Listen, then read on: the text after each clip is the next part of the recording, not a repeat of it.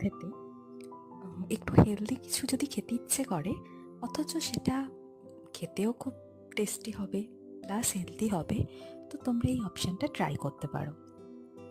তো প্রথমে শশা কুচিয়ে, শশা, পেঁয়াজ, গাজর, টমেটো আর একটু লেবু দিয়ে ভালো করে ছোলা ভাজার সাথে মিশিয়ে নিয়ে তাতে একটু নুন দিয়ে, তোমরা চাইলে কাঁচা লঙ্কা দিতে পারো বা আলাদা অন্য কোনো যে কোনো সবজি অ্যাড করতে পারো, করে ছোলা ভাজার সাথে ভালো করে মিশিয়ে নিয়ে খেয়ে দেখতে পারো। সত্যিই এটা খুব ভালো একটা হেলদি অপশান আমাদের জন্য।